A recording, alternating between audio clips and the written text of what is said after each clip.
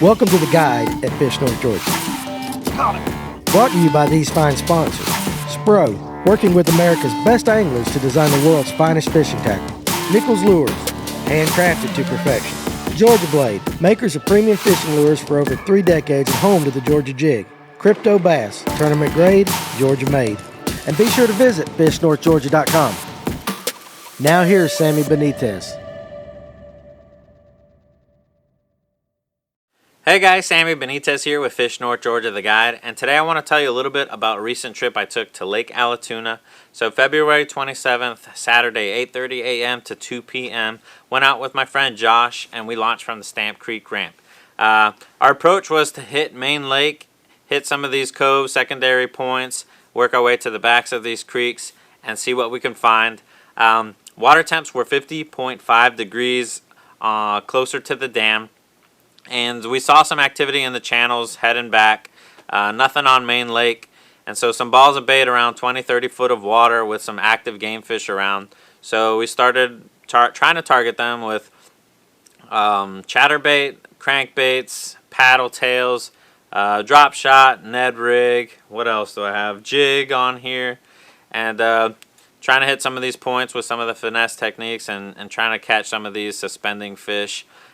Chasing these balls of bait, and we didn't have much luck. We ended up hooking up with one striper, 5-pound striper, on a Ned rig, more of a shad color Ned rig, and we could see them come up on the graph, so my friend dropped it down there, had a striper come and take it right away, and so we ruled out that most of those fish were probably not spotted bass, even though there's probably a few mixed in there. So we kept on going back in the creek.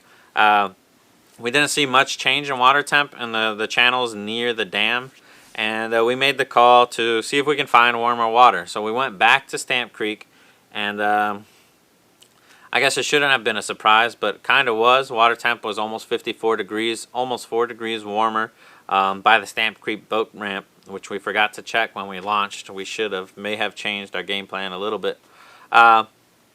But you kind of never know. You always need to rule out a couple variables, and when you only have one day on the water, it's kind of a guessing game, and that's why we're here. That's why I'm talking to you, letting you know what we found out.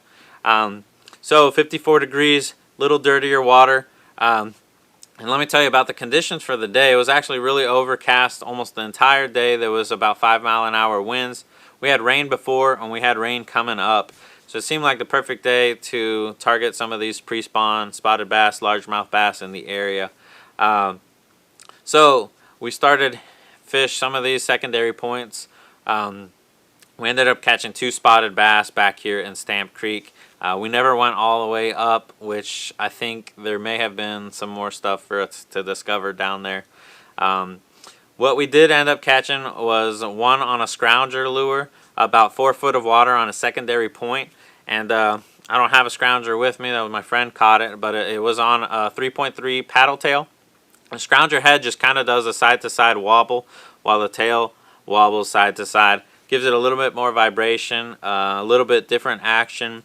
And this particular fish came right when the sun came up. The sun was beating on this bank, and I think it's possible some of these fish were coming in to soak up some sun, and that was why we caught it. So the other fish I caught was on a Ned rig.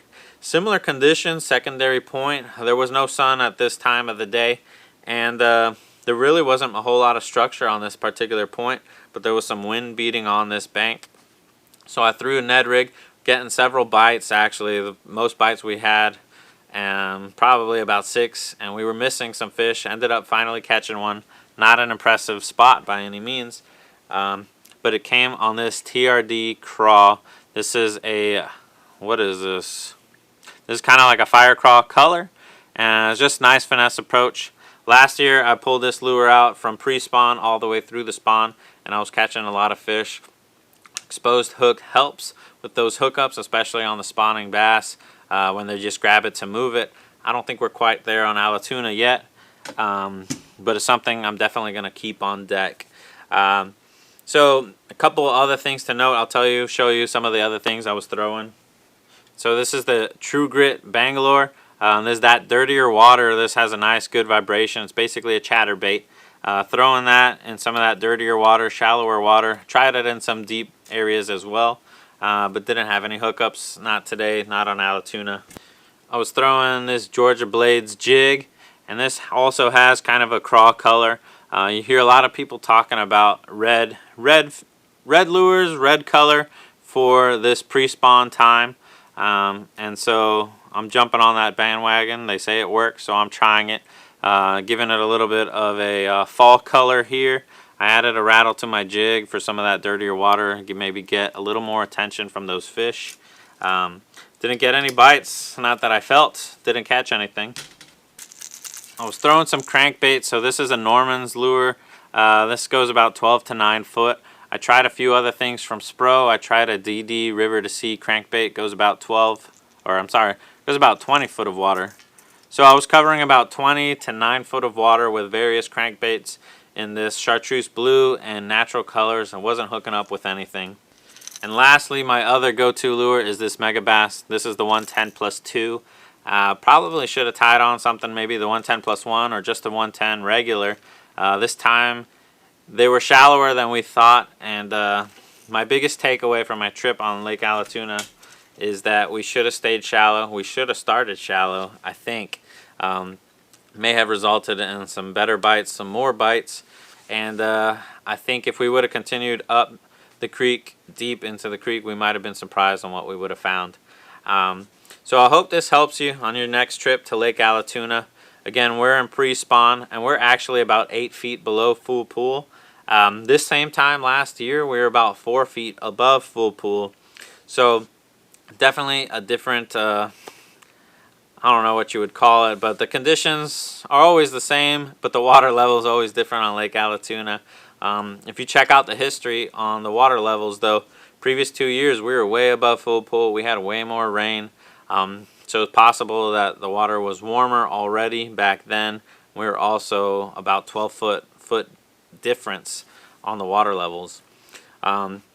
Again, hope this helps you while you're on Lake Allatoona. Go shallow, try it out, and we will catch you on the next one. Peace, guys.